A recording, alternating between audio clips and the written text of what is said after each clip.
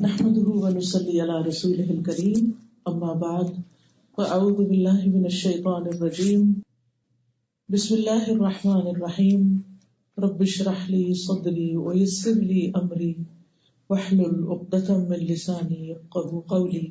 قرآن مجید میں اللہ سبحانہ تعالیٰ فرماتے ہیں، سورۃ البقرہ کی آیت نمبر 177 ہے، ليس البر ان تولوا وجوهكم قبل المشرق والمغرب ولكن البر من آمن بالله واليوم الآخر والملائكة والكتاب والنبيين وآتى المال على حبه ذوي القربى واليتامى والمساكين وابن السبيل والسائلين وفي الرقاب وأقام الصلاة وآتى الزكاة والموفون بعهدهم إذا عاهدوا والصابرين في البأساء والضراء وحين البأس اولئک الذین صدقوا واولئک هم المتقون۔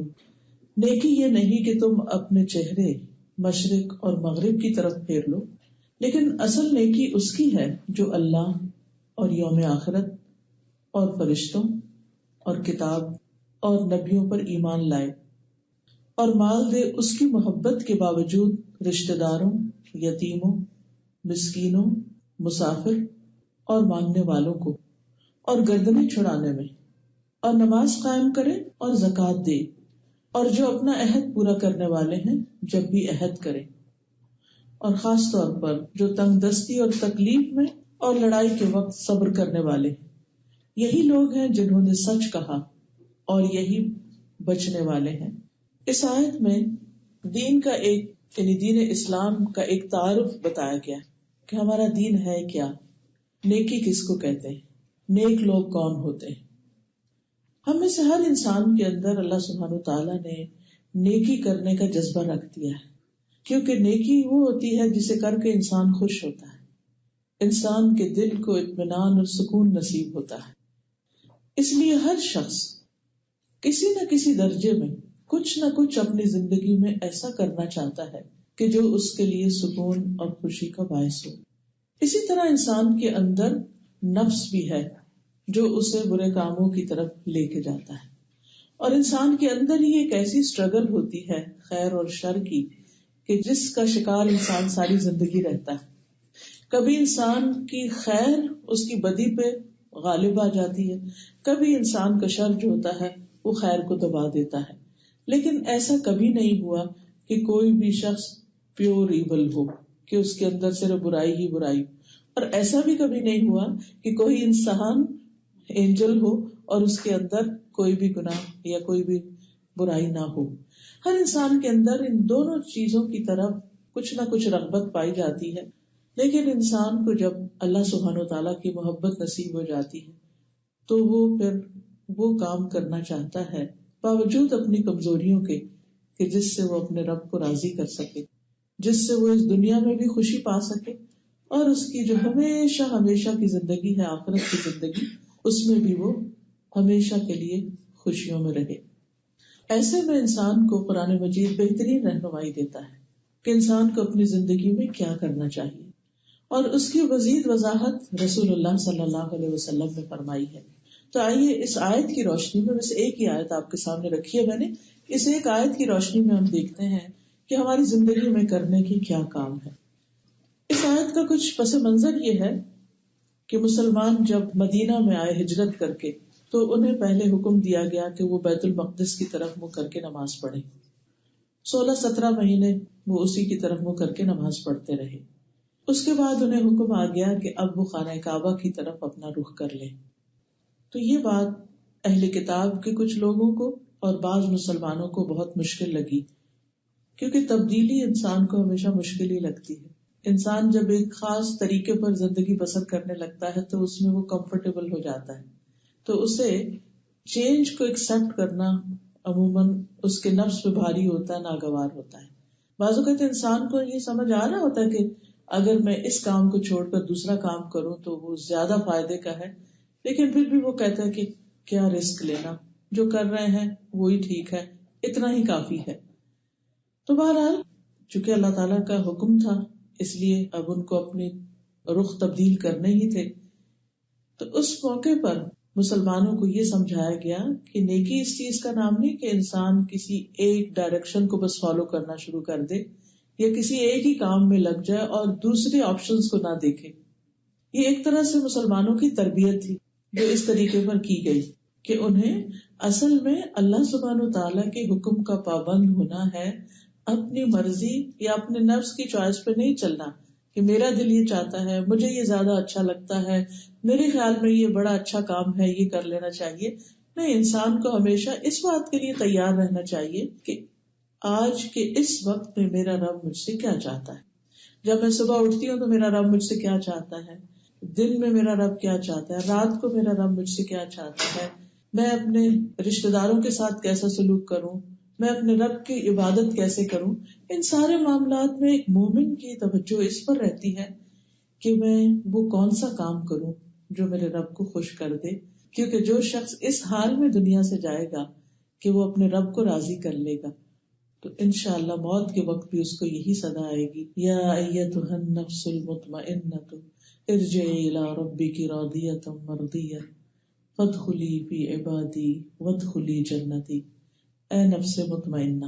اور یہ اطمینان حاصل ہوتا ہے رب کی رضا کے کاموں کو کر کے، خواہ بعض اوقات اپنے نفس کے خلاف ہی کیوں نہ ہو، اس میں بھی انسان کو خوشی ملتی ہے آخر کار. تو اس کو موت کے وقت فرشتہ آ کر کہے گا، اے اطمینان میں زندگی بسر کرنے والے نفس، اے جان، چلو اب اپنے رب کی طرف واپس چلو. اس نے کچھ عرصے کے لیے بھیجا تھا تمہیں کچھ دیکھنے کے لیے کہ تم کرتے کیا ہو، وقت ختم ہوا، اب چلو واپسی کا سفر ہے. اور اللہ سبحانہ وتعالیٰ اس کا استقبال کیسے کریں گے؟ فادخلی فی عبادی وادخلی جنتی. تم میرے بندوں میں یعنی میرے پیارے بندوں میں شامل ہو جاؤ اور میری جنت میں داخل ہو جاؤ. تو ایسے شخص کا آخری سفر بھی بڑا ہی اطمینان کا ہوگا، اور پھر آخری سفر کے بعد کے جتنے مرحلے ہیں وہ بھی بڑے ہی خوشگوار ہوں گے، کیونکہ اس نے زندگی اسی مقصد کو سامنے رکھ کے گزاری تھی کہ میرا انجام اچھا ہو. تو بہرحال اب جب یہ آیت نازل ہوئی اور مسلمانوں کو سمجھا دیا گیا کہ نیکی اصل میں اس چیز کا نام نہیں ہے کہ انسان صرف کسی ایک مخصوص کام کو کر کے سمجھے کہ میں نیک ہو گیا، بلکہ اسے اوور آل دیکھنا چاہیے کہ میری ذمہ داریاں کیا ہیں. ابن عباس اس آیت کے بارے میں کہتے ہیں، تم نمازیں پڑھو اور دوسرے اعمال نہ کرو تو یہ کوئی بھلائی نہیں ہے. یعنی کچھ لوگ کیا سمجھتے ہیں، ہم نمازی ہیں، اب ہمارے ذمہ اور کوئی کام نہیں، وہ کیسا بھی بد اخلاقی برتے، کچھ بھی کریں، بس وہ اس میں مطمئن ہوتے ہیں ہم تو تہجد پڑھتے اس لیے ہم اللہ کے بڑے مقرب ہیں. تو ابن عباس کہتے ہیں کہ تم نمازیں پڑھو اور دوسرے اعمال نہ کرو تو یہ کوئی بھلائی نہیں. اور مجاہد کہتے ہیں کہ نیکی سے مراد اللہ تعالیٰ کی اطاعت کا وہ جذبہ ہے جو دلوں میں موجود ہوتا ہے، یعنی ہر دل کے اندر وہ ڈالا گیا ہے. فَأَلْهَمَهَا فُجُورَهَا وَتَقْوَاهَا. اللہ نے اچھے برے کی سب کو پہچان کرا دی، دل میں انسان کے پہچان ڈال دی. یعنی ایک ہے باہر سے رہنمائی دی قرآن و سنت کے ذریعے، اور ایک ہے انسان کے دل کے اندر ایک میزان رکھ دیا. یہ بالکل ایسے ہی ہے جیسے چیزوں کو دیکھنے کے لیے ایک آنکھ کی روشنی چاہیے ہوتی ہے اور ایک باہر کی روشنی چاہیے ہوتی. جب تک یہ دونوں روشنیاں نہ ملے اس وقت تک نظر کچھ نہیں آتا. اسی طرح انسان کو قرآن اور سنت بھی دیا گیا ہے، اور اس کے ساتھ ساتھ انسان کے اندر کی روشنی بھی ایک رکھ دی گئی ہے جس سے وہ اس چیز کا فیصلہ کرتا ہے کہ مجھے کیا کرنا چاہیے اور کیا نہیں کرنا چاہیے. وابصہ کہتے ہیں کہ میں رسول اللہ صلی اللہ علیہ وسلم کے پاس آیا تو آپ نے فرمایا کہ تم نیکی کے بارے میں پوچھنے آئے ہو. لیکن انسان کے اندر یہ ہوتا ہے نا کہ مجھے کوئی اچھا سا کام کرنے کو ملے. میری ایک جاننے والی ہے، وہ جب میسج کریں گی، جب بات کریں گی تو بس مجھ سے ایک ہی فرمائش ہوتی ہے ان کی، مجھے کوئی نیکی کا اچھا سا کام بتا دیں. تو میں نے کہتی ہوں جو کام بھی تم اچھی نیت سے کرو گی، اچھے جذبے کے ساتھ کرو گے، وہی نیکی بن جائے گا. بس تڑپ لگی ہوئی ہے ان کو ہر وقت کہ میں کوئی بس اچھے سے اچھا کام کر لوں. تو نبی صلی اللہ علیہ وسلم بھی پہچان گئے کہ ان کے آنے کا مقصد یہی ہے کہ نیکی کیا ہے. تو وہ کہنے لگے جی ہاں میں اسی مقصد سے آیا ہوں. تو آپ نے فرمایا اپنے دل سے پوچھو، اور دل کیا کہتا ہے اپنے اندر جھانک کے پوچھو، کیونکہ اللہ نے اندر وہ چیز رکھی ہے انسان کے. آپ نے فرمایا نیکی وہ ہے جس سے تمہارا نفس مطمئن ہو، جس سے تمہارا دل مطمئن ہو، اور گناہ وہ ہے جو تمہارے دل میں کھٹکے، جس کے بعد تمہیں بے چینی لگ جائے کہ یہ ٹھیک نہیں کیا. اور تمہارا سینہ اس کے بارے میں متردد ہو جائے، یعنی تم ہچکچانے لگو، چاہے لوگ تمہیں فتویٰ دیں اور بار بار فتویٰ دیں، بار بار بھی کہنے نہیں یہ نیکی کا کام اسے کر لو، لیکن اگر تمہارے اپنے اندر کٹک ہے کہ نہیں مجھے نہیں لگتا کہ یہ نیکی کا کام ہے، تو اس وقت تک انسان اس پہ راضی نہ ہو۔ اب اس میں آپ دیکھیے کہ ایک فائن لائن ہوتی ہے خواہش نفس کی اور ضمیر کی آواز کی۔ بعض اوقات انسان دھوکا کھا جاتا ہے، کسی کام کو اس کا نفس چاہ رہا ہوتا ہے، لیکن انسان کہتا نہیں یہ تو میں اس کو نیکی سمجھ کے کر رہا ہوں، حالانکہ اس کی کوئی چھپی ہوئی نیت کچھ اور ہی ہوتی ہے، تو اس کو پہچاننا بھی بہت ضروری ہوتا ہے۔ تو بہرحال نیکی کے بارے میں انسان صرف علم حاصل کر کے نہیں کچھ کر سکتا جب تک کہ اپنے اندر بھی نہ پوچھے۔ اس کی مثال میں یوں دوں گی کہ بعض اوقات ایک ہی وقت میں آپ کے سامنے 2-3 چیزیں آ جاتی ہیں، یہ بھی نیکی کا کام ہے، یہ بھی نیکی کا کام ہے، یہ بھی نیکی کا کام ہے۔ اب انسان کہتا ہے کہ میں کیا کروں اس وقت؟ اس وقت میں آپ کو اپنے حالات اور ماحول کے مطابق بھی دیکھنا چاہیے کہ یہاں میری ذمہ داری کیا ہے۔ مثلاً آپ نماز کے لیے وضو کر کے کھڑی ہوئی اور اتنے میں آپ کے ہسبینڈ آ گئے اور وہ کہتے ہیں مجھے جلدی سے کھانا دو کیونکہ مجھے فلاں کام جانا ہے۔ اب آپ نے حدیث پڑھ رکھی ہے کہ اول وقت کی نماز جو ہے وہ اللہ سبحانہ تعالیٰ کو بہت پسند ہے اور بخشش کا ذریعہ ہے، اور دوسری طرف ایک بھوکے انسان کو کھانا کھلانا ہے اور اس کا کام بھی بہت امپورٹنٹ ہے۔ وہ مسجد سے نماز پڑھ کے آگے اور آپ اپنے کاموں میں لگی ہوئی تھی کہ ابھی آپ کو وقت ہے تھوڑا سا۔ اب اس وقت آپ سوچتے ہیں کہ اچھا مجھے تو نیکی کمانی ہے اس وقت۔ اب اس وقت نیکی کیا ہے؟ پھر آپ کا دل کیا کہتا ہے؟ ارجنسی کس چیز کی ہے؟ کھانا، زیادہ سے زیادہ کھانا لگانے میں کتنی دیر لگ جائے گی؟ کوئی بہت بڑی چیز ہے؟ اس وقت کچھ لوگ ریجڈ ہو جاتے ہیں، نہیں میرا وہ جو اول والا وقت ہے نا وہ نکل جائے گا، نہیں اس وقت اب یہ کام زیادہ امپورٹنٹ ہے۔ اسی طرح ایک شخص نبی صلی اللہ علیہ وسلم کی خدمت میں حاضر ہوا اور کہنے لگا کہ میں آپ سے بیعت کرنا چاہتا ہوں کہ میں جہاد کروں گا اور میں ہجرت کروں گا اور نیکی کے کام کروں گا۔ تو آپ نے فرمایا کہ تم نے اپنے ماں باپ کس حال میں ان کو چھوڑ کے آئے؟ تو ان کا کہ وہ میں جب آیا تو رو رہے تھے نا، کیونکہ میرے علاوہ ان کو کوئی دیکھنے والا نہیں۔ تو آپ نے اس سے بیعت نہیں لی، آپ نے اسے کہا جاؤ واپس اور اپنے ماں باپ کو خوش کرو جیسے تم ان کو رلا کر آئے ہو۔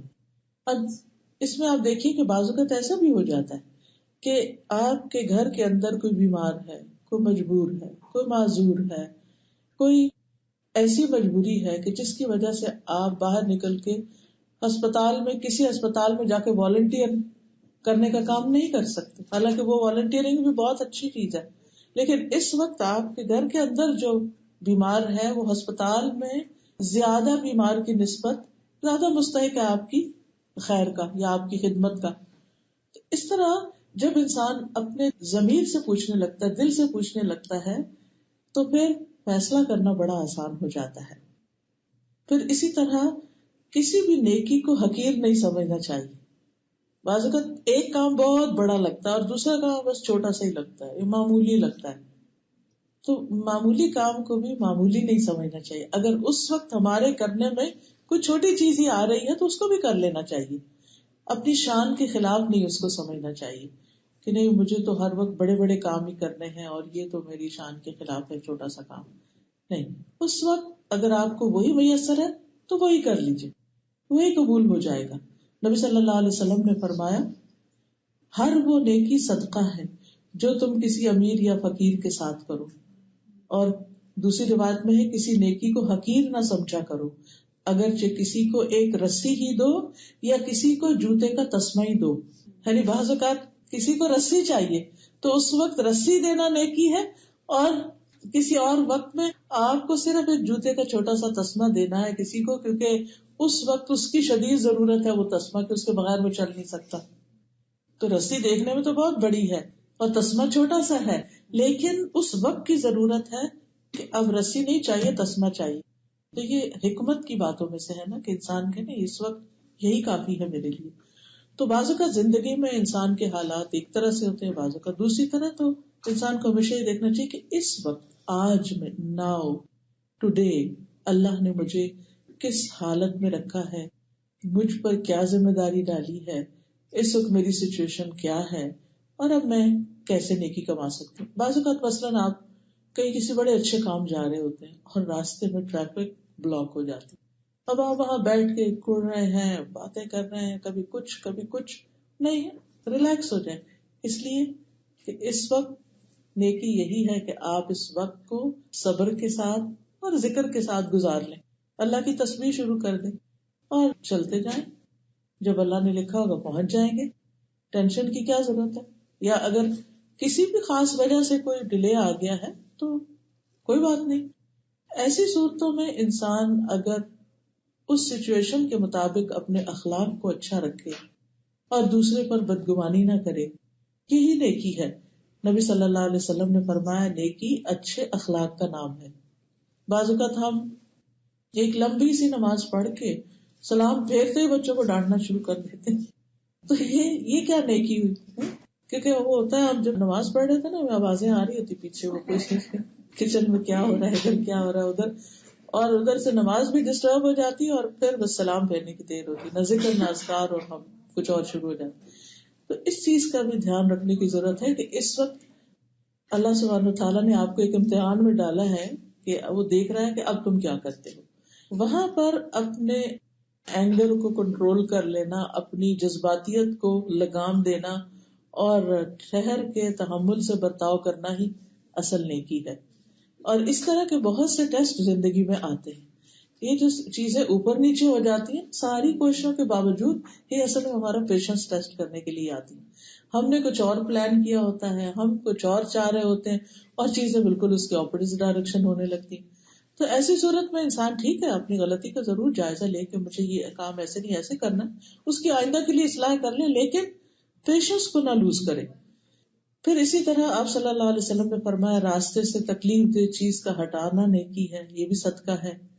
تمہارا اپنے بھائی کے سامنے مسکرانا بھی صدقہ ہے. حشاش بشاش چہرے سے ملنا نیکی ہے. سلام پھیلانا نیکی ہے, یعنی دوسروں کو آگے بڑھ کے خود سلام کرو, پہل کرو. اچھی بات کرنا, فرمایا حسن الکلام, حسن الکلام جو ہے وہ بھی نیکی ہے اور یہ بخشش کا ذریعہ ہے. ایک شخص آیا اور اس نے کہا اللہ کے رسول مجھے ایسا عمل بتا دے جو مجھے جنت میں داخل کر دے. آپ نے فرمایا مغفرت کو واجب کرنے والی 2 چیزیں ہیں, سلام پھیلانا اور اچھی بات کرنا, یعنی دوسروں سے جب بات کرو اچھے سے کرو.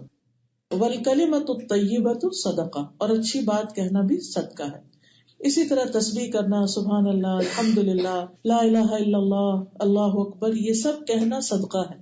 کبھی انسان کے پاس مال نہیں ہوتا صدقہ کرنے کو, تو پھر وہ کیا کرے, اس وقت تسبیح شروع کر دے.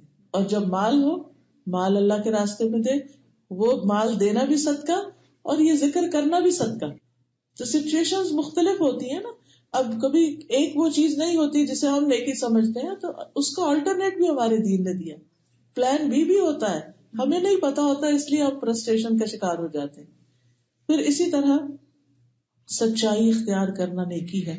آپ نے فرمایا یقیناً سچ نیکی کی طرف رہنمائی کرتا ہے, یعنی اللہ سبحانہ وتعالیٰ سچے لوگوں کو نیکی کی راہ دکھاتے ہیں اور نیکی جنت کی طرف رہنمائی کرتی ہے.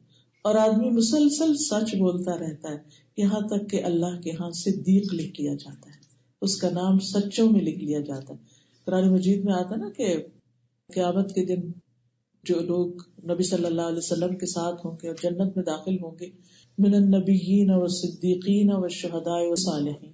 تو صدیقین کا درجہ جو ہے وہ انبیاء کے بعد ہے, شہداء سے بھی پہلے ہے. یہ بہت بڑا مقام ہوتا ہے. اب اس میں انسان کو کوئی بہت بڑے کام نہیں وہ کر رہا, لیکن اس کی زبان جو ہے وہ سچ بولتی, اس بات کا بہت خیال رکھتا ہے کہ میں غلط بیانی نہ کروں. اور اگر انسان ہونے کے ناطے اس سے کوئی بھول چوک ہو جاتی ہے, کوئی چیز اس کو یاد نہیں رہتی, اور اگر وہ کچھ کہہ بیٹھتا ہے تو اپنی ہی زبان سے اس کی تردید بھی کر دیتا ہے کہ میری پہلی انفارمیشن کے مطابق بات یہ تھی, بعد میں مجھے کچھ اور انفارمیشن ملی ہے, تو میں آپ سب کو واضح کر دینا چاہتا ہوں کہ پہلی بات ٹھیک نہیں تھی. کیونکہ اس کو اطمینان اس پر نہیں آتا کہ میں نے لوگوں کو مس گائیڈ کیا یا لوگوں سے کوئی غلط بات کی. بچے ہوں, مذاق میں ہو, شوہر ہو, کسی سے بھی غلط بیانی نہیں, سچائی. اسی طرح کسی کو کوئی کھانے پینے کی کوئی چیز دینا, یہ بھی صدقہ ہے. نبی صلی اللہ علیہ وسلم نے فرمایا تمہارا اپنے ڈول سے اپنے بھائی کے ڈول میں پانی ڈالنا، یعنی آپ نے جگ اٹھایا ہوا اور کسی کے گلاس میں آپ ڈال رہے ہیں، چاہے گھر والوں کو ہی دے رہے ہیں، اپنے بھائی کی بات کی ہے، غیر کی بات نہیں ہے، یہاں گھر والوں کی بات ہے. کہ بعض اوقات ہم اس میں بھی تنگ ہو رہے ہوتے ہیں کہ کیا تم لوگ خود نہیں پانی ڈال سکتے، خود ہی ڈال سکتے ہیں، لیکن آپ دیکھیے کہ صرف آپ کا ان کے لیے ڈال دینا آپ کی کیئر شو کرتا ہے، جس سے ان کے دل میں آپ کی ایک محبت بھی آئے گی، چاہے وہ سامنے نہ بھی اظہار کرے، لیکن باہر جا کے بچے ضرور کہتے ہیں ہماری امی ایسی بھی ہیں اور ایسی بھی اور ایسی بھی ہے. چھوٹی چھوٹی چیزیں نوٹ کر کے دوسروں کے ساتھ بڑے پراؤڈ فیل کر رہے ہوتے ہیں ان کو شیئر کر کے. تو آپ کی جو کیئر ہے یہ نوٹس میں آ رہی ہوتی ہے. پھر اسی طرح پانی کا ایک گھونٹ پلانا، حدیث میں آتا ہے وَالشُّرْبَةُ مِنَ الْمَاءِ تُسْقِيهَا صدقہ، تمہارا کسی کو صرف ایک گھونٹ پانی دینا وہ بھی صدقہ ہے، یعنی چھوٹی سے چھوٹی چیز. اسی طرح کسی کی مدد کرنا نیکی ہے. آپ نے فرمایا کوئی شخص کسی کی سواری میں مدد کر دے، کسی کو لفٹ دے دے، رائڈ دے دے، کسی کو اس کے گھر چھوڑ دے، اور یہ کہ اس کو سہارا دے کر اس کی سواری میں سوار کر دے. بعض بزرگ ہوتے ہیں بیٹھ نہیں سکتے، ان کا ہاتھ پکڑ لے اٹھانے بٹھانے میں، یا اس کا سامان اس پر اٹھا کر رکھ دے، یہ بھی صدقہ ہے، یہ بھی نیکی ہے. کسی کو راستہ دکھانا، بعض اوقات ایسا ہوتا ہے کہ آپ کسی کام میں ہوتے ہیں تو کوئی شخص فون کرتا ہے مجھے فلاں جگہ ایڈریس بتانا، وہ مجھے ڈائریکشن ذرا بھیج دو، مجھے وہ میپ بھیج دو. اب اس وقت آپ بعض کا فرسٹریشن میں اب میں یہ کام کروں یا اب اس کو یہ کر، نہیں، بس تھوڑی دیر کے لیے اپنے آپ کو کنٹرول کر لیں اور آپ دیکھیں گے کہ کسی کی مدد کر کے جو آپ کے کام میں برکت آئے گی وہ آپ سوچ بھی نہیں سکتے، کیونکہ آپ نے اپنے غصے کو بھی کنٹرول کیا، اس وقت اپنی فرسٹریشن کو قابو میں رکھا کیونکہ آپ کے اندر الحمدللہ سیلف کنٹرول ہے، اور دوسرے کی مدد کر دی. تو یہ راہ دکھانا ضروری نہیں ہوتا کسی کو ساتھ پکڑ کے راہ دکھائیں، ڈائریکشن دینا بھی راہ دکھانا ہی ہے. دل الطریق صدقہ. اسی طرح کسی کی وحشت اور اداسی دور کرنا. کبھی ایسا ہوتا ہے نا کہ بچے پڑھنے چلے جاتے ہیں دور اور ماؤں کے لیے وہ وقت بڑا تکلیف دہ ہوتا ہے، لگتا ہے کہ بس دل باہر آ گیا ہے. اور ریپیٹڈلی ایسے مواقع آتے ہیں، کبھی پیرنٹس جدا ہو جاتے ہیں، کبھی بہن بھائیوں سے انسان دور ہوتا ہے. تو ایسے میں آپ کو پتا ہوتا ہے کہ میری فلاں دوست کا بیٹا اس وقت چلا گیا ہے، یا اس کی بہو اچھا سلوک نہیں کرتی اور وہ غمگین رہتی ہے، تو اس کا تھوڑا اس کا دل بہلانا، اسے کسی کام میں لگانا، اس کو کسی اور طرف اس کی ڈائریکشن موڑنا تاکہ اس کا غم بھول جائے، یہ سب بھی نیکی کے کام ہے. اس میں حدیث میں آتا ہے کہ وَلَوْ أَن تُؤْنِسَ الْوَحْشَانِ بِنَفْسِكَ، خواہ تم کسی اداس آدمی کو جو تنہائی اور خوف محسوس کرے اپنے ذریعے اپنائیت اور انس مہیا کرو، وہ بھی نیکی ہے. اسی طرح کسی کو قرض دینا، بعض اوقات لوگ ضرورت مند ہو جاتے ہیں، ہم ان کی مدد کر سکتے ہیں، وہ بھی صدقہ شمار ہوتا ہے. ہر روز وہ صدقہ لکھا جاتا ہے دینے والے کے حق میں. حدیث میں آتا ہے جس نے کسی تنگ دست کو مہلت دی اسے ہر روز قرض کی مقدار کے برابر صدقے کا ثواب ملے گا. اتنا صدقہ ہم روز کہاں کر سکتے ہیں؟ بعض اوقات کسی کو آپ ہزاروں میں کچھ دے دیتے ہیں، بہن بھائیوں کو ہی دے دیتے ہیں، اور وہ کہتے ہیں اچھا ابھی واپس کرتے ہیں، ابھی کرتے ہیں، حالات خراب ہو گئے، جاب چلی گئی یا کچھ اور مسئلہ آ گیا، اور آپ کو پتا ہوتا ہے شخص جینوئنلی نہیں دے پا رہا، تو آپ کہتے ہیں اچھا کوئی بات نہیں، جب ہوں گے دے دینا. اللہ تعالیٰ اس کا ریوارڈ کیا دیتے ہیں؟ ہر روز اتنی اماؤنٹ آپ کے اللہ کے پاس بک آف ڈیڈ ہے، جو اکاؤنٹ ہے، اس میں اتنا روز صدقہ صدقہ صدقہ لکھا جاتا ہے. بس صرف یہ کہ نیت اچھی ہو. پھر اسی طرح فرمایا کہ سلیمان بن بریدہ کہتے ہیں میں نے آپ کو یہ فرماتے ہوئے بھی سنا جس نے کسی تنگ دست کو مہلت دی تو اسے ہر روز اس مقدار کے دگنا ثواب ملے گا. یعنی ایک جگہ ایک کہہ رہا ہے، ایک جگہ دگنا بھی ہے. میں نے کہا اللہ کے رسول، میں نے آپ کو پہلے اس طرح فرماتے ہوئے سنا کہ جس نے کسی تنگ دست کو مہلت دی اسے اتنی مقدار کے مطابق، یعنی جتنا دیا اتنا ہی صدقے کا ثواب ملے گا. پھر آپ نے دگنے کی بات کی، یعنی پھر اس میں سے کلیئرٹی وہ چاہ رہے ہیں. آپ نے فرمایا قرض کی ادائیگی سے پہلے تک اسے ہر روز اتنی مقدار میں صدقے کا ثواب ملے گا، اور جب وعدے کے مطابق قرض واجب الادا ہو جائے اور وہ نہ دے سکے اور وہ اس کو ایکسٹینشن دے تو اس کا پھر ثواب دگنا ہو جاتا ہے. یعنی کسی نے کہا ایک سال کے لیے دے دو، تو سال تک کے لیے تو ہر روز سنگل اسٹیمپ لگتی رہے گی. لیکن سال کے بعد اگر وہ نہیں دے پا رہا، آپ کو 1 مہینہ ایکسٹرا دینا پڑ رہا، اس کو 1 سال ایکسٹرا، وہ اب جو آپ نے ایکسٹرا ٹائم دیا ہے اس میں ڈبل ثواب شروع ہو گیا. اب آپ دیکھیے کہ دنیا میں انسان کسی بھی جگہ اتنی بڑی انویسٹمنٹ نہیں کر سکتا. اور کئی دفعہ ایسے بھی ہوتا ہے کہ ہمارے کچھ رشتے دار یا کوئی عزیز دوست ایسے بھی ہوتے ہیں واقعی تنگی میں آ جاتے ہیں اور بری نیت سے نہیں قرضہ روکتے ادا کرنا، اور ہمیں سمجھ بھی آ رہی ہوتی ہے کہ مشکل میں ہے، تو ایسے میں بھی انسان اگنور کر کے اجر کی توقع رکھتا ہے تو اللہ سبحانہ وتعالیٰ جو رزق آپ کے حصے میں نا وہ کوئی بھی نہیں لے سکتا. وہ یہ نہیں کہ مقروض والا ہی آپ کو واپس دینا، اللہ تعالیٰ کہیں اور سے بھی بندوبست کر سکتا ہے، کیونکہ اللہ نے آپ کو تو دینا ہی دینا ہے جو آپ کے حصے میں لکھا ہوا ہے. ماں کے پیٹ میں انسان کا رزق لکھا جاتا ہے، اس لیے انسان کو اس بات پر بہت غصہ اور پریشانی نہیں کرنی چاہیے، اور ہر وقت ایسی باتیں نہیں کرنی چاہیے کہ لوگ دھوکے باز ہوتے ہیں اور دیتے نہیں اور دینا نہیں چاہتے. ہمیں کیا پتا کسی کی نیت کا کہ واقعی نہیں دینا چاہتے، ہاں فراڈ بھی ہو سکتا ہے کبھی، لیکن کوئی فراڈ بھی کر رہا آپ کے ساتھ تو بھی آپ کو پریشان نہیں ہونا، کیونکہ آپ کا اجر سب جمع ہو رہا ہے. دنیا میں زیادہ سے زیادہ اتنا ہی دے دے گا نا جو آپ کو چاہیے، یعنی جو آپ نے دیا ہے، لیکن جب آگے جائیں گے تو آپ کو پتا چلے گا کہ وہ کتنے گنا زیادہ ملٹی پلائی ہو کے آپ کے پاس واپس ہے. اور اس دن انسان ایک ایک نیکی کا محتاج ہوگا کہ ایک مجھے کوئی دے دے، ماں باپ دے دیں یا بچے دے دیں، کوئی بھی دے گا نہیں.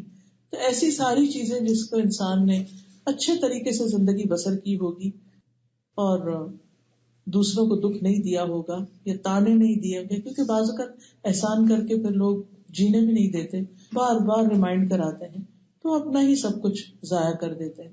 اور اگر انسان کسی کے لیے کچھ بھی نہ کر سکے، نہ کسی کو کوئی مال دے سکتا ہے، نہ کوئی کسی کی خدمت کر سکتا ہے، تو آپ نے فرمایا لوگوں کو اپنے شر سے محفوظ رکھو، یہ بھی تمہاری طرف سے اپنی جان پہ صدقہ ہوگا. یعنی کچھ دے نہیں سکتے تو تکلیف بھی نہ دو، یعنی دوسروں کو اپنی اذیت سے بچاؤ.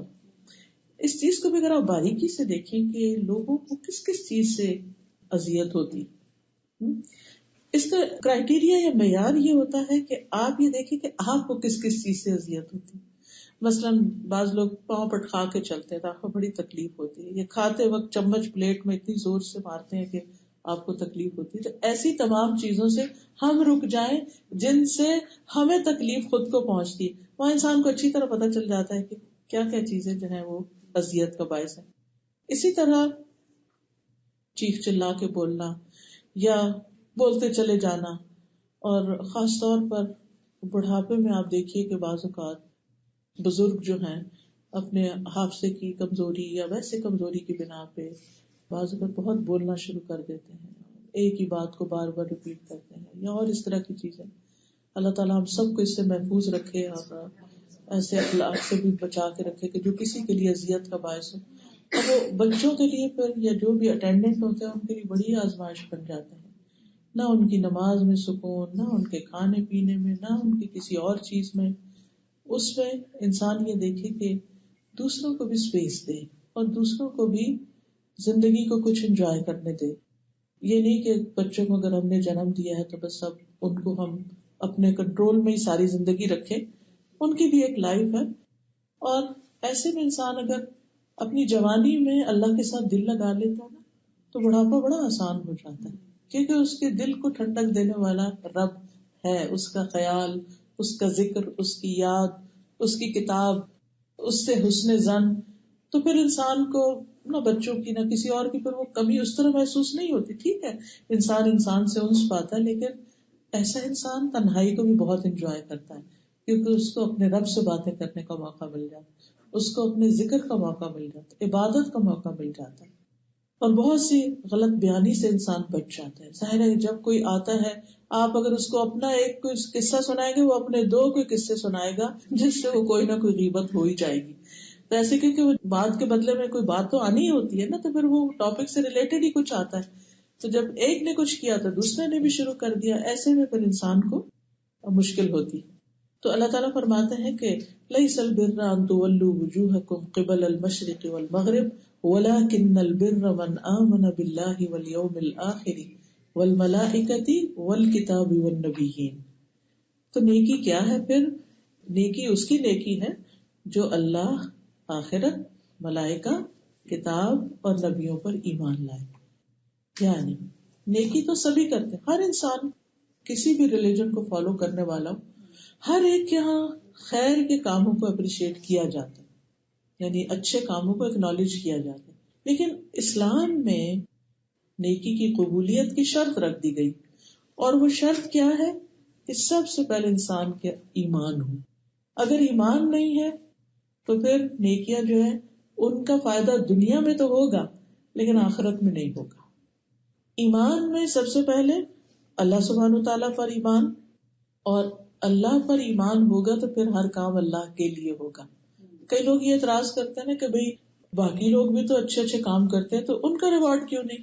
اصل میں انہوں نے اللہ کے لیے نہیں کیا، پھر انہوں نے دنیا کے لیے کیا، آخرت پر ایمان نہیں تھا، تو آخرت میں ریوارڈ کس چیز کا جس چیز کو سامنے ہی نہیں رکھا. تو یہاں پر کیا بتایا گیا کہ سب سے پہلے اللہ پر ایمان، اور پھر آخرت پر ایمان، اور پھر فرشتوں پر ایمان، پھر کتاب اور نبیوں پر ایمان. ان تمام چیزوں پر ایمان لانا جو ہے یہ نیکی کی قبولیت کے لیے ضروری ہے. اگر انسان ان میں سے صرف ایک چیز کا انکار کر دیتا ہے، اس آیت میں تقدیر کا ذکر نہیں، حدیث سے ہمیں تقدیر کا بھی پتہ چلتا ہے، اگر ایک چیز کا بھی انکار کر دیتا ہے تو نتیجہ کیا نکلتا ہے؟ باقی ساری چیزیں بھی انویلڈ ہو جاتی. تو سب سے پہلے ایمان کی بات ہے. رسول اللہ صلی اللہ علیہ وسلم سے پوچھا گیا کون سا عمل سب سے افضل اور اعلیٰ ہے؟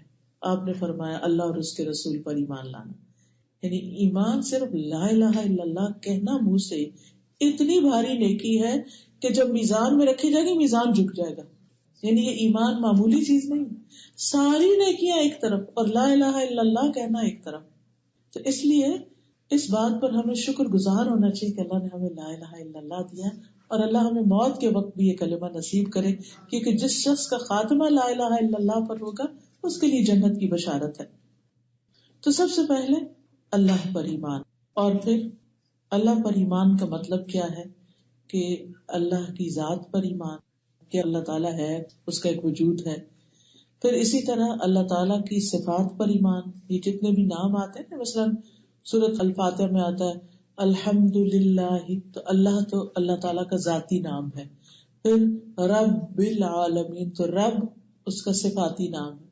پھر اس کے بعد الرحمن صفاتی نام، الرحیم صفاتی نام، مالک صفاتی نام ہے. ٹھیک ہے، تو اسی طرح پورے قرآن میں اور بہت سی احادیث میں اللہ تعالیٰ کے بہت سے نام ہمیں ملتے ہیں. ان سب ناموں پر ایمان رکھنا کہ اللہ تعالیٰ واقعی ایسا ہے، وہ رحمان ہے، وہ رحیم ہے، وہ کریم ہے، وہ حلیم ہے، تو یہ ایمان کا حصہ ہے. پھر اسی طرح اللہ تعالیٰ کے رب ہونے پر خاص طور پر ایمان، ربوبیت پر ایمان کہ سب کو پیدا کرنے والا وہ ہے، سب کا رازق وہ ہے، اور سب کا مالک بھی وہی ہے. اور پھر اللہ تعالیٰ کے الہ اور معبود ہونے پر ایمان، الوہیت پر ایمان کہ عبادت کے لائق اس کے سوا کوئی اور نہیں. اور نیکی کیا ہے کہ انسان شرک سے پرہیز کرے، اللہ کے ساتھ کسی اور کو اس کی ذات اور صفات میں شریک نہ کرے. دوسری اہم چیز آخرت پر ایمان، یعنی قیامت کے واقع ہونے پر ایمان کہ قیامت آئے گی اور پھر دوبارہ ہم جی اٹھیں گے مرنے کے بعد.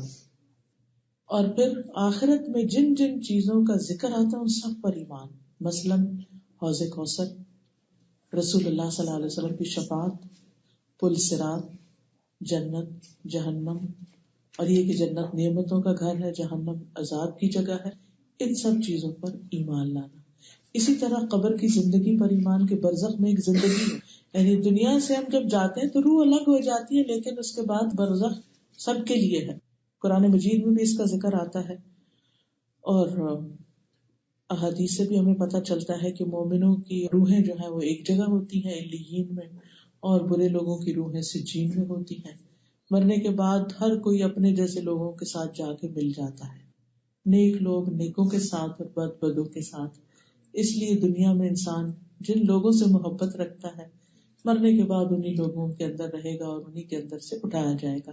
اسی لیے ہم دیکھتے کہ یوسف علیہ السلام کو جب اللہ تعالیٰ نے نبوت بھی دے دی، بادشاہت بھی دے دی، تو انہوں نے اپنے لیے کیا مانگا؟ یعنی انسان کہتا ہے نا اس کے بعد مانگنے کو رہ کیا گیا؟ تو انہوں نے کہا توفنی مسلما والحقنی بالصالحین، اللہ مجھے اسلام کی حالت میں فوت کرنا، یہ مرتے وقت لا الہ الا اللہ نصیب کرنا، اور مرنے کے بعد نیک لوگوں میں ملانا مجھے. کیونکہ دنیا میں بھی آپ دیکھیں اچھے لوگوں کی کمپنی انسان کی خوشیوں میں اضافہ کرتی ہے. آج ہی میں جاوید چودھری کا ایک آرٹیکل پڑھ رہی تھی، تو اس نے ایمسٹرڈیم میں ایک شخص سے ملاقات کی جس کی ایج شاید 97 ایئرس تھی، اور وہ کہتا ہے کہ وہ لگتا 45 یعنی 40s میں وہ لگتا تھا. تو میں اس کے پاس پہنچ گیا کہ میں اس سے صحت مند زندگی کا راز پوچھوں. تو وہ لوگوں کی کوچنگ کرتا ہے، یعنی لوگوں کو بتاتا ہے کہ صحت مند زندگی اور لمبی عمر جینے کا راز کیا. تو بہرحال اس نے تفصیلات ہے کافی اس میں، لیکن خلاصہ یہ کہ کہنے لگا کہ جب میرا جو ٹائم تھا اس پر ہمارے ساتھ 4-5 لوگ تھے، اور وہ اوپن میں سیشن لیتا ہے، گھاس پہ ہم سب بیٹھ کے، اور اس نے کہا ہے کہ اچھی زندگی گزارنے کے لیے 5 یا 6 ڈاکٹرز اپنے ساتھ رکھو. تو ایک ہے ڈاکٹر سن یعنی سورج، دوسرا ہے ڈاکٹر ایکسرسائز، تیسرا ڈاکٹر فرینڈز، اچھے فرینڈز، اچھی کمپنی. 4-5 چیزوں کا ذکر کیا، اور اس میں اور ایک ہے ڈاکٹر بلیف یعنی ایمان، اور ڈاکٹر سلیپ صحیح نیند. یہ تھی سب چیزیں. تو آپ بھی بے شک ان سب چیزوں کا خیال ہی رکھتے ہوں گے، لیکن اس نے کہا کہ ایکسرسائز از مسٹ، اور پھر صحیح نیند کا آنا، اور نیند تبھی صحیح آتی جب صحیح ایکسرسائز وغیرہ کی ہوئی. اور پھر اس کے ساتھ ساتھ یہ ہے کہ اللہ پر ایمان یا آپ کا جو یقین ہے وہ بہت ضروری ہے. اور پھر اچھے فرینڈز، کہ اچھے فرینڈز جو ہیں ان میں انسان رہتا ہے جب، اور وہ اس کے نیگیٹیوٹی کو بھی پازیٹیوٹی میں بدل دیتے ہیں، اس کی پریشانی کو خوشی میں بدل دیتے ہیں. تو یہ خوش رہنے کا اور لمبی زندگی جینے کا راز ہے، کیونکہ غم انسان کو مار ڈالتے ہیں. غم تو ہر انسان کی زندگی میں، لیکن اگر انسان ایسے ہی ماحول کے اندر رہتا رہے نا جہاں ہر وقت منفی باتیں ہوتی ہیں، کیونکہ بعض اوقات انسان اگر باہر کوئی ایسا شخص ہے تو اسے چھوڑ سکتا ہے، مگر گھر والوں کو تو نہیں چھوڑ سکتا. اور ہو سکتا ہے آپ کے والدین ہی ہر وقت پریشانی کی باتیں کرتے ہیں. کئی گھروں میں آپ دیکھیں بچے بہت ڈپریسڈ ہوتے ہیں، چھوٹی عمر میں ہی ڈپریشن میں چلے جاتے ہیں، کیونکہ انہوں نے ماں باپ کو صرف لڑتے ہوئے ہی دیکھا ہوتا ہے. یا یہ کہ ماں باپ ہر وقت کوئی پریشانی کی باتیں، کبھی قرضے کی، کبھی کسی چیز کی، کبھی کاروبار کی، کبھی جاب کی. اسی لیے کہتے ہیں کہ بچوں کے سامنے ایسی باتیں نہیں کرنی چاہیے، کیونکہ وہ بچپن میں ہی بوڑھے ہو جاتے ہیں بےچارے.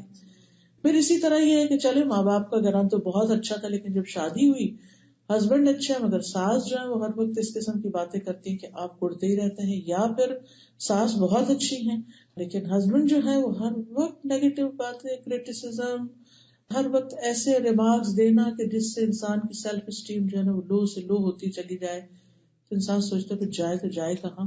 یہ تو حل نہیں کہ انسان گھر چھوڑ دے، کیونکہ گھر چھوڑ کے یا ایک شخص کو چھوڑ کے ضروری نہیں کہ اگر آپ کسی اور شخص کے ساتھ آپ کا رشتہ ہو تو وہ بہت ہی اچھا انسان ہو. دنیا میں ہر طرح کے لوگ موجود ہیں. تو ایسے میں شوہر کیسا بھی ہو، سسرال کیسا بھی ہو، ماں باپ کیسے بھی ہو، بہن بھائی کیسے بھی ہو، کولیگز کیسے بھی ہو جہاں آپ کام کرتے ہیں ورک پلیس پر، لیکن اگر آپ کے پاس اچھے دوست ہیں، اچھی کمپنی ہے، تو یہ سارے غموں کو دور کرنے کے لیے فائدہ مند ہوگی. اور اچھی کمپنی وہی ہوتی ہے کہ جن لوگوں کے اندر ایمان ہوتا ہے اور اخلاص، اور جن پہ آپ ٹرسٹ کر سکتے ہیں، جن کے ساتھ آپ اپنے دکھ اگر شیئر کریں تو آپ کو یہ یقین ہو کہ یہ کہیں اور کوئی ایک لفظ بھی نہیں نکالنے والے، یہ آپ کے راز کو راز رکھیں گے اور آپ کو ہمیشہ اچھا مشورہ دیں گے، چاہے آپ کے خلاف کیوں نہیں جاتا. یعنی اچھا دوست صرف وہ نہیں ہوتا کہ جو ہر وقت آپ کی ہاں میں ہاں ملائے.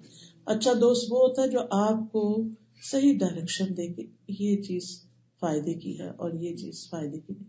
تو بہرحال صالحین کی دوستی، نیک لوگوں کی مجلس، اچھی مجلسوں میں بیٹھنا، علم حاصل کرنا، یہ ساری چیزیں انسان کی غموں کو دور کرنے کا ذریعہ بنتے ہیں. تو اس کو اختیار کرنے سے انسان کی زندگی دنیا کی بھی اچھی گزرتی ہے، برزخ میں بھی، اور آخری ہمیشہ ہمیشہ کی زندگی بھی. پھر ایمان میں ملائکہ پر ایمان آتا ہے، اور یہ بھی بہت ضروری ہے. جب انسان ملائکہ کی تفصیلات پڑھتا ہے تو حیران ہو جاتا ہے کہ اللہ تعالیٰ نے ہمارے لیے انویزیبل مخلوق خدمت کے لیے رکھی ہوئی، سبحان اللہ، جن کو ہم نہیں دیکھتے لیکن وہ ہمارے لیے بہت سے کام کر رہے ہوتے. بارش برسانے کے کام سے لے کے وحی لانے کا کام، وہ جو نبی صلی اللہ علیہ وسلم پر جبریل علیہ السلام وحی لائے تھے، پھر اسی طرح اور بھی یعنی اس قسم کی چیزیں جو یعنی فرشتے جو کام کرتے ہیں، تو ہمیں یہ یاد رکھنا چاہیے کہ ان پر ایمان لانے کا مطلب یہ کہ ان کے جو کام بتائے گئے ہیں ان کو ہم مانیں کہ ہاں واقعی وہ کام کرتے ہیں. مثال کے طور پر میکائیل جو ہے بارش اور زمین کی نباتات، یہ ویجیٹیشن جو ہے اس پر مقرر ہے. اسی طرح ملک الموت کی جان نکالنے کا بھی ایک فرشتہ ہے، بادلوں کا فرشتہ ہے، اور فرشتوں کی تعداد کتنی ہے کہ آسمان پر جو فرشتے ہیں، آپ نے فرمایا کیا جو کچھ میں سن رہا ہوں تم بھی سنتے ہو؟ ہم تو کچھ نہیں سن رہے، لوگوں نے کہا. آپ نے فرمایا بے شک میں تو آسمان کے چرچرانے کی آواز سن رہا ہوں. چرچرانا یہ ہوتا ہے کہ جیسے چھت پر اگر بہت سے لوگ چل رہے ہو نا گھر میں، یا کچھ بچے دوڑ رہے ہو، تو وہ جو ایک خاص چی چی قسم کی، بیڈ پہ آپ نے دیکھا ہوگا جو بیڈ ڈھیلا ہونے لگتا ہے تو اٹھتے بیٹھتے تو چی چی کرتا ہے، تو یہ چرچرانے کی آواز ہوتی ہے. اور فرمایا اور اسے چرچرانے پہ ملامت بھی نہیں کیا جا سکتا، کیونکہ وہاں تو ایک بالش جگہ بھی ایسی نہیں جہاں کوئی فرشتہ قیام، سجدہ یعنی عبادت نہ کر رہا ہو. یعنی آسمان بھرا ہوا ہے اور ان فرشتوں کے بوجھ سے آسمان چر چر کرتا ہے. اسی لیے تو انہوں نے کہا تھا وَنَحْنُ نُسَبِّحُ بِحَمْدِكَ وَنُقَدِّسُ لَكَ، ہم آپ کی حمد کے ساتھ آپ کی تسبیح کرتے ہیں. آپ انسان کو کیوں پیدا کر رہے ہیں؟ تو فساد کرے گا اور بہت گڑبڑ ہوگی، کیونکہ اس انسان کو اللہ نے اپنی عبادت کے لیے پیدا کیا. ان کا عبادت تو ہم کر ہی رہے، پر میں تم نہیں جانتے جو میں جانتا ہوں کہ ان کے اندر اپنی چوائس سے عبادت کرنے والے کیسے کیسے پیدا ہوں گے. یعنی جو انسان کی جو نیکی ہوتی ہے، جب واقعی وہ خالص اللہ کے لیے نیکی کرتا ہے تو اس کا درجہ فرشتوں سے اوپر ہو جاتا ہے. جب وہ سچا ہوتا ہے اپنے قول و فعل میں اور اپنے اخلاق میں اور اپنی اچھی چیزوں میں. پھر اس کے بعد کتابوں پر ایمان، اور اس میں ساری آسمانی کتابیں اور جو ان میں احکامات ہیں ان پر ایمان، اور قرآن، تورات، زبور، انجیل، ابراہیم اور موسیٰ علیہ السلام کے صحیفے جو ہیں ان سب پر ایمان. اور پھر یہ ہے کہ قرآن پر ایمان ہی کا یہ حصہ ہے کہ ہم اس کی تلاوت کا حق ادا کریں. قرآن مجید میں آتا ہے الذین آتیناہم الکتاب یتلونہ حق تلاوتہ اولئک یؤمنون بہ، وہ لوگ جنہیں ہم نے کتاب دی وہ اس کو اس طرح پڑھتے جیسے پڑھنے کا حق ہے. یعنی انہوں نے اپنی زندگی میں قرآن کو صحیح طور پہ پڑھنے کا حق ادا کی، اس کی کوشش کرتے ہیں. کیونکہ بچپن میں کوئی مولوی صاحب قاری صاحب بعض کو پڑھا دیتے، پھر ہم آمین پر اس کو بند کر کے رکھ دیتے ہیں. وہ کلوزنگ سیشن ہوتا ہے، ایک کبھی بگننگ ہوتا ہے کبھی کلوزنگ، اس کے بعد نہیں پڑھتے تو وہ بھول جاتا ہے ہمیں. تو بڑے ہو کر بھی اگر احساس ہو جائے نو میٹر واٹ کب زندگی کا کوئی بھی حصہ ہے پڑھنا شروع کر دیں. اولئک یؤمنون بہ، ایسے لوگ اس پر ایمان رکھتے ہیں.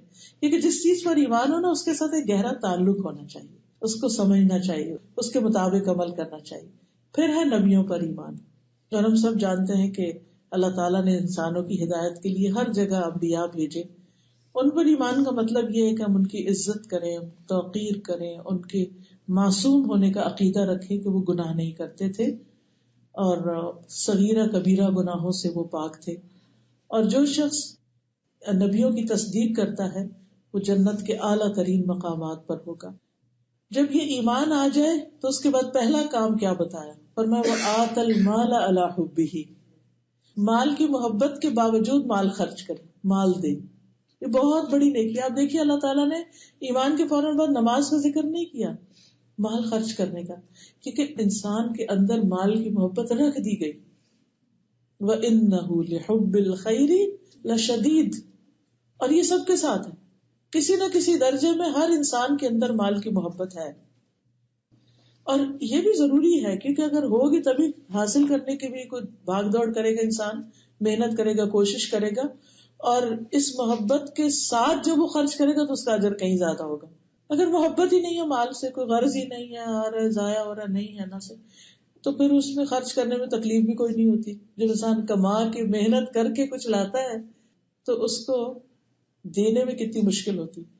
تو وہ جس شخص کی میں بات کر رہی تھی نا 97 ایئرز اولڈ کی، اس کا معمول کیا ہے ایکسرسائز میں، اس نے بتایا کہ میں کیا کیا کرتا ہوں. ایک تو یہ کہ وہ کہتا ہے جب میں آفس جاتا تھا تو صبح 1 گھنٹہ واک کر کے جاتا تھا، اور آج کل وہ کیا کرتا ہے کہ شام کو سائیکلنگ کرتا ہے. سائیکلنگ میں کیا ہے کہ ایڈورٹائزنگ کمپنی سے وہ لے لیتا ہے ایڈورٹائزنگ کے پیپرز، اور شام بھر وہ لوگوں کے دروازوں پہ ڈالتا ہے، وہ اس کی شام کی ایکسرسائز ہے، یعنی سائیکلنگ کی ایکسرسائز ہے. اور جتنے پیسے اس کو ملتے ہیں وہ پورے کے پورے صدقہ کر دیتا ہے. یعنی اپنی ایکسرسائز بھی ہو گئی اور پھر جو ملا اس کو اپنے ہاتھ سے. اب آپ دیکھیے کہ 97 ایئر اولڈ کون کماتا ہے؟ کوئی نہیں کماتا. تو ایسا شخص جو کمایا سارے کا سارا دے دی. سوچئے اس کے اندر کیا خوشی کا لیول ہوگا. کہ ایک ہوتا ہے نا کہ ٹھیک ہے آپ کو کوئی مال ماں باپ کی طرف سے مل گیا، کوئی ہسبینڈ کی طرف سے مل گیا، ملا کچھ خرچ کیا اپنے پہ، کچھ دے دیا، وہ بھی ثواب ہے، اس سے بھی محبت ہوتی ہے انسان کو. لیکن وہ جو اپنی محنت اور کوشش کر کے تھک کے کمایا ہے، اس کو جب آپ خرچ کرتے ہیں، اس کے خرچ کرنے کی کوئی بات ہی کچھ اور ہوتی ہے. تو اس مال سے محبت بھی زیادہ ہوتی.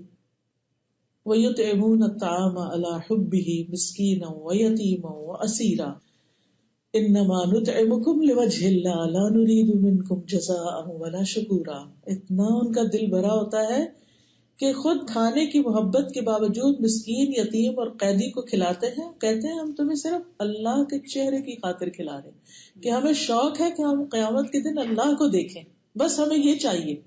ہم تم سے کوئی شکریہ اور کوئی جزا نہیں چاہتے، تھینک یو بھی نہیں چاہیے. یعنی ان کے دل میں ایسا سکون، ایسی محبت ہے کہ ان کو تھینک یو سے بھی دل بھرا ہوا ہے، تھینک یو بھی نہیں چاہیے. بلکہ اگر کوئی شکریہ ادا کرنے لگے تو انہیں بوجھ لگتا ہے شکریہ کیوں کیا جا رہا ہے. تو ایسا مال خرچ کرنا جو ہے یہ ہے اصل نیکی. ایک شخص نے آپ سے پوچھا اللہ کے رسول صلی اللہ علیہ وسلم افضل صدقہ کون سا، بہترین صدقہ؟ فرمایا کہ تم تندرستی کی حالت میں صدقہ کرو. یعنی بیماری میں تو اکثر لوگ صدقہ کرتے ہیں بیماری دور کرنے کے لیے، اور تمہیں اس کی ہرس بھی ہو، تمہیں اس سے غنی ہونے کی امید بھی ہو، اور خرچ کرنے کی صورت میں محتاجی کا ڈر بھی ہو. پھر قرآن مجید میں آتا ہے لن تنالوا البر حتى تنفقوا مما تحبون. تم اس وقت تک نیکی کو پا ہی نہیں سکتے جب تک تم وہ خرچ نہ کرو جس سے تم محبت کرتے، اس میں سے خرچ نہ کرو. مما تحبون یعنی اپنی پسندیدہ چیز خرچ کرنا نیکی کو پانا ہے. پھر اسی طرح رسول اللہ صلی اللہ علیہ وسلم نے فرمایا اے ابن آدم، اپنی ضرورت سے زائد مال خرچ کرنا تمہارے لیے بہتر ہے. اگر تم اس کو روک لو گے تو تمہارے لیے برا ہوگا. اور گزر بسر جتنا رکھنے پر، یعنی جتنی ضرورت ہے تمہاری اس پر رکھنے میں ملامت نہیں.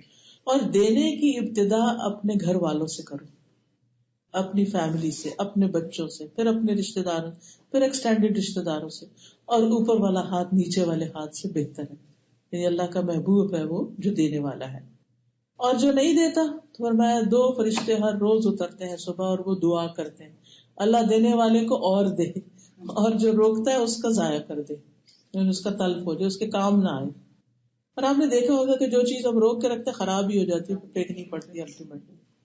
دے کس کو؟ ذوی القربا، رشتے داروں کو، یعنی قرابت دار، خون کے رشتے ہوں یا سسرال کے رشتے ہوں یا رضائی رشتے ہوں، جو بھی رشتے دار ہیں ان سب پر خرچ کرنا.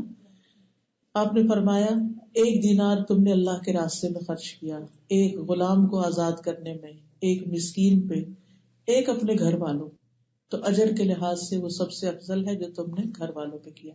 اس کا یہ مطلب نہیں کہ انسان باہر پھر کچھ دے نہ، خود ہی سب کچھ رکھ لے، نہیں. گھر والوں کی ضرورت پوری کرنے کے بعد پھر باہر دینا وہ زیادہ افضل ہے. پھر اسی طرح گھر والوں کو انسان جو کھلاتا ہے پلاتا ہے، اپنے بیوی بچوں کو یا اپنے خادم کو، وہ سب بھی صدقہ ہے. رسول اللہ صلی اللہ علیہ وسلم نے فرمایا جب آدمی اپنی بیوی کو پانی پلاتا ہے تو اس پر بھی اس کو اجر دیا جاتا ہے. ارباز کہتے ہیں یہ حدیث سن کے میں اٹھا اور اپنی بیوی کو پانی پلایا اور اس کو حدیث سنائی جو نبی صلی اللہ علیہ وسلم سے سن کر آیا تھا. صحابہ کی یہ بہت بڑی خوبی تھی کہ جو سنتے تھے اس پر فوراً عمل کر لیتے تھے، کرنے والے ہوتے تھے. اسی طرح ایک اور صدقہ بڑا ہی بہترین صدقہ ہے جو نبی صلی اللہ علیہ وسلم نے بتایا کہ سب سے افضل صدقہ وہ ہے جو اپنے اس رشتے دار پہ کیا جائے جو پوشیدہ دشمنی رکھتا ہے، اس کے دل میں آپ کے خلاف بہت کچھ ہے، ظاہر نہیں بھی کرتا، ادھر ادھر کرتا رہتا ہے، تو آپ کو بھی خبریں پہنچ جاتی ہیں کہ وہ آپ کے بارے میں کیا رائے رکھتا ہے. تو ایسے شخص کو دینے کو دل نہیں چاہتا، لیکن انسان اپنے نفس کے خلاف جا کر جب اس کو دیتا ہے تو اس کا اجر زیادہ ہے. فرمایا کہ اس دشمنی کی بنا پر تم سے اعراض کرے، یعنی تم سے ڈھنگ سے پیش بھی نہیں آتا، سلام بھی نہیں کرتا، ملتا بھی نہیں، ناراض ہی ناراض رہتا ہے. کچھ رشتے دار ایسے بھی ہوتے ہیں نا کہ آپ جتنا بھی ان کی طرف آگے بڑھیں، جتنا بھی ان کے پاس جائیں، وہ بس ہاتھ نہیں آنے والے. پھر یتیموں پہ مال خرچ کرنا، مسکینوں پہ خرچ کرنا، اور ان کی پرورش کا اجر بھی ہے. ان کے سر پہ ہاتھ پھیرنا، یہ صرف مال ہی خرچ نہیں کرنا بلکہ ان کی کیئر کرنا. پھر مسکین وہ ہوتا ہے جو اپنی ضرورت خود پوری نہ کر سکے، خوراک، لباس، رہائش کی ضرورت خود پوری نہ کر سکے، تو ایسے شخص پر بھی مال خرچ کرنا چاہیے. اور جو شخص بیوہ اور مسکین کے لیے دوڑ دھوپ کرتا ہے، فرمایا وہ ایسا ہے جیسے اللہ کے راستے میں جہاد کرنے والا یا رات کو قیام کرنے والا، دن کو روزہ رکھنے والا. کس میں اتنی طاقت ہے کہ روز روزہ رکھے اور روز رات کو جاگتا رہے ساری ساری رات؟ فرمایا کہ جو بیوہ اور مسکین کے لیے دوڑ دھوپ کرتا ہے، ان کا خیال کرتا ہے، ان کی کیئر کرتا ہے. پھر اسی طرح مسکینوں سے محبت، یعنی صرف مال نہیں دینا بلکہ ان سے محبت بھی رکھنا. عموماً انسان اٹریکٹ ہوتا ہے، انسپائر ہوتا ہے ان لوگوں سے جن کی زندگی میں کوئی اچیومنٹس ہوتی ہیں، یا ان کے پاس مال ہوتا ہے، یا حسن ہوتا ہے، یا کچھ اور ہوتا ہے. اور غریب مسکین عموماً اگنور ہو جاتے ہیں. سادے سے لوگ ہیں، سو واٹ، لوگ سلام بھی نہیں ڈھنگ سے کرتے ان کو. تو ایسے لوگوں کی کیئر کرنا، ان کو اہمیت دینا، ان کو اپلفٹ کرنا، ان کا مورل ہائی کرنا، ان کو محبت دینا، یہ بہت بڑی نیکی ہے. پھر اسی طرح حضرت عائشہ کہتی ہیں کہ آپ صلی اللہ علیہ وسلم کے سامنے گوہ پیش کی، جیسے لیزرڈ ہوتی ہے نا، اس طرح آپ نے اس کو نہیں کھایا. تو حضرت عائشہ نے کہا اللہ کے رسول ہم مسکینوں کو نہ کھلا دیں. تو آپ نے فرمایا جو خود نہیں کھاتے وہ ان کو بھی نہ کھلاؤ. پھر اسی طرح مسافروں پہ خرچ کرنا. اور مسافر کے حق کی اہمیت یہ ہے کہ جگہ جگہ ان کے بارے میں قرآن مجید میں تلقین کی گئی ہے. اور وہ خیال یہ بھی ہو سکتا ہے کہ ان کی ضرورت پوری کر دی جائے، یا پھر یہ ہے کہ کوئی مسافر خانہ یا مسافروں کے ٹھہرنے کی جگہ. حتیٰ کہ اگر آپ اپنے گھر میں، اگر اللہ آپ کو وسعت دے، کوئی ایسی جگہ بناتے ہیں کہ جہاں آپ کے رشتے دار آ کے ٹھہر سکیں، یا آپ بڑا گھر اس نیت کے ساتھ لیتے ہیں کہ میں لوگوں کو ٹھہرا سکوں. اور کبھی ایسا بھی ہوتا ہے نا، کوئی رشتے دار ٹریول کر کے اس سٹی میں آ گیا، کبھی کہیں سے کوئی آ جاتا، کبھی کچھ شہر اور جگہ ایسی ہوتی ہیں جہاں ہر وقت لوگ رہتے ہیں، جیسے جدہ. وہاں جس کے بھی گھر میں جاؤ وہ کہتے ہیں ہمارا خوب مہمانداری ہوتی ہے، کیونکہ جو پاکستان سے آ رہا ہے یا پھر مدینہ کے رہنے والے، اگر وہ اپنے ہوٹل میں بھی رہ رہے ہیں نا تو ملنے تو آئیں گے آپ سے. پھر تو کچھ نہ کچھ یعنی وہ لگا ہی رہتا ہے. تو وہ سارے بھی رشتے دار بھی ہو سکتے ہیں، دوست بھی ہو سکتے ہیں، مہمان بھی ہو سکتے ہیں. لیکن ان میں سب میں کامن چیز کیا ہے کہ سفر پر ہے، آ رہے ہیں ایئرپورٹ سے، آ رہے ہیں آپ کے گھر اسٹاپ اوور کر رہے ہیں، یا واپس جا رہے ہیں اور ٹھہر کے جا رہے ہیں. تو یہ سارے بھی اسی کیٹیگری میں آ جاتے ہیں. اگر اس نیت سے انسان کچھ بھی رکھتا ہے اپنے پاس، کچھ بھی بناتا ہے، تو وہ سارے کا سارا اللہ کی محبت حاصل کرنے کا ذریعہ بن جاتا ہے. اس پر دل تنگ نہیں ہونا چاہیے.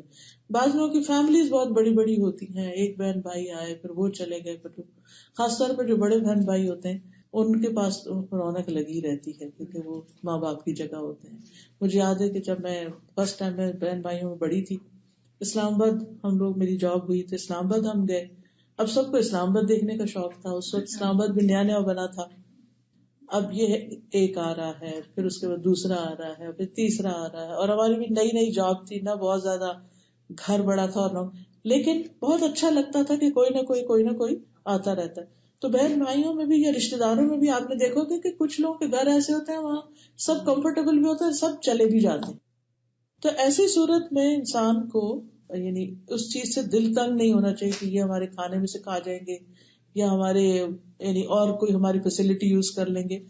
انسان کو اس میں بھی اللہ کی خاطر یعنی اجر اور ثواب سمجھ کر مدد کرنی چاہیے، یا جو بھی ہیلپ یا کسی طرح بھی فیسیلیٹیٹ کر سکے.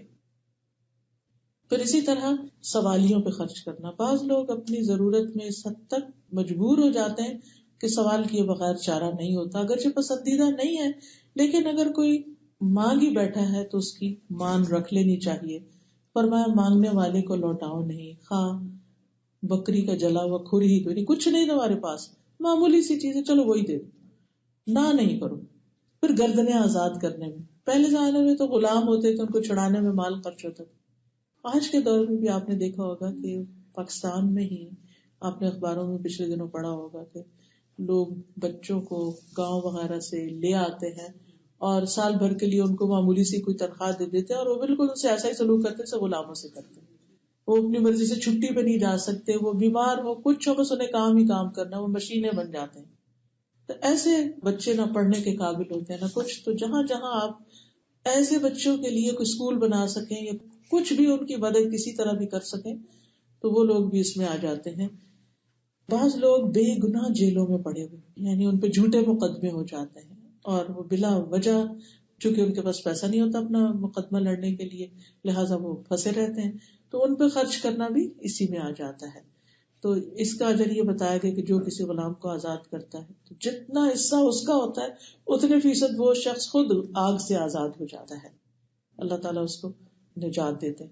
پھر اس کے بعد نیکی صرف اتنی نہیں کہ انسان خدمت خلق کے کام کرتا رہے بلکہ اللہ کا حق بھی ادا کرے. وَأَقَامَ الصَّلَاةَ، نماز قائم کرے. نماز کی طرف بھی توجہ رکھے کہ کچھ لوگ صرف نیکی کے اور کام کرتے رہتے، نماز نہیں پڑھتے، پھر وہ بات نہیں بنتی. نماز کے وقت نماز اور خدمت خلق کے وقت خدمت خلق. نبی صلی اللہ علیہ وسلم نے فرمایا، جب ابن مسعود نے ان سے پوچھا کہ سب سے افضل عمل کیا ہے تو آپ نے فرمایا نماز اس کے وقت پہ ادا کرنا اور والدین کے ساتھ نیکی کرنا، یعنی رشتہ داروں کا لحاظ رکھنا.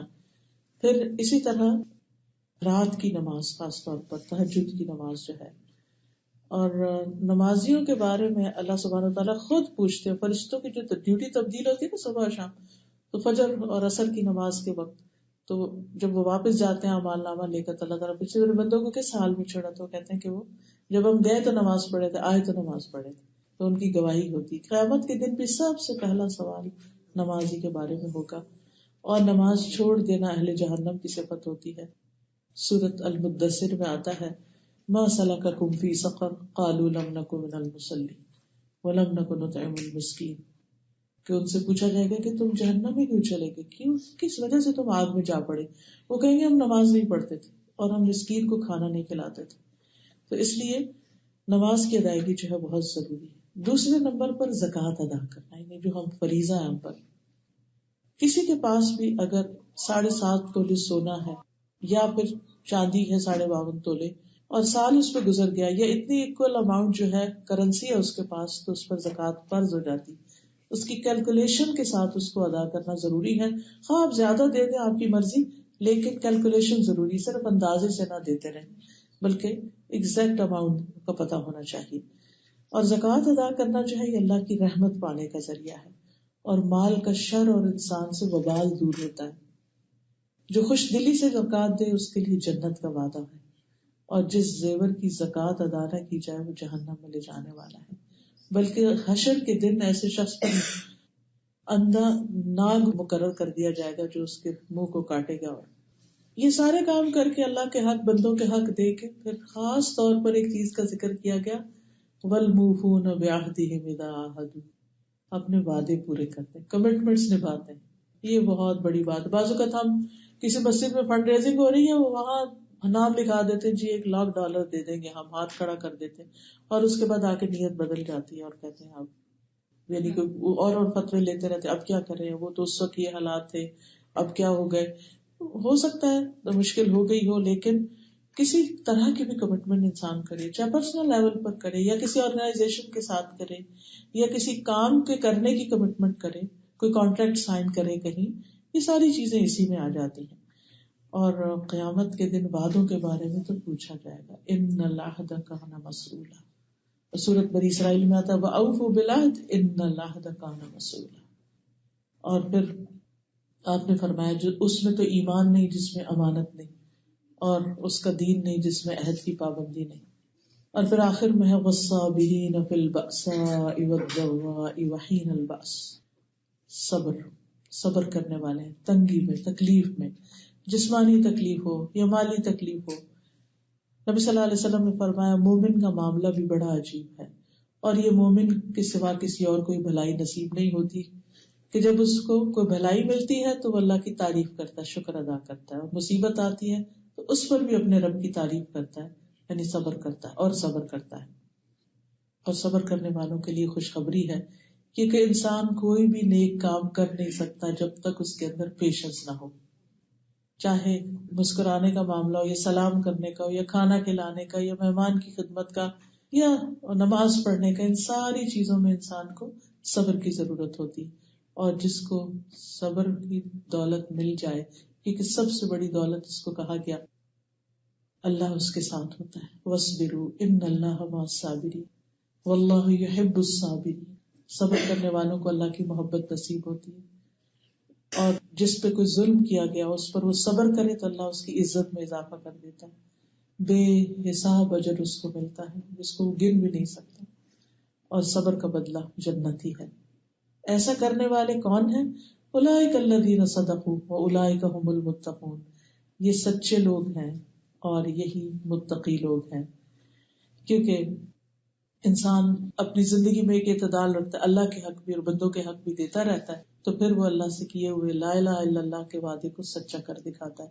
تبھی انسان کے اندر تقویٰ بھی آتا ہے، اور تقویٰ آتا ہے تو پھر انسان کا دل اللہ کی طرف راغب ہوتا ہے. جب راغب ہوتا ہے پھر اس کی کتاب کی طرف راغب ہوتا ہے کہ ہم اس کی کتاب کو پڑھیں، اس کے دین کو سمجھیں، تاکہ ہمیں اچھے اچھے کاموں کی اور تفصیل پتہ چلتی جائے اور ہم اس کی رضا کے مطابق اپنی زندگی بسر کر سکیں.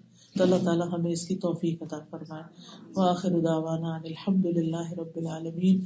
سبحان اللہ والحمد للہ ولا الہ الا اللہ واللہ اکبر ولا حول ولا قوة الا باللہ العلی العظیم. اللهم انی اسألك فعل الخيرات وترك المنکرات وحب المساکین وان تغفر لنا وترحمنا واذا اردت فتنة في قوم فتوفنا غير مفتون. نسألك حبك وحب من يحبك وحب عمل يقربنا إلى حبك. اللهم آت أنفسنا تقواها وزكها وأنت خير من زكاها. ربنا تقبل منا إنك أنت السميع العليم وتب علينا إنك أنت التواب الرحيم. وصلى الله تعالى على خير خلقه محمد وعلى آله وأصحابه وأهل بيته أجمعين برحمتك يا أرحم الراحمين. سبحانک اللہم وبحمدک اشہد ان لا الہ الا انت استغفرک واتوب الیک. السلام علیکم ورحمۃ اللہ وبرکاتہ.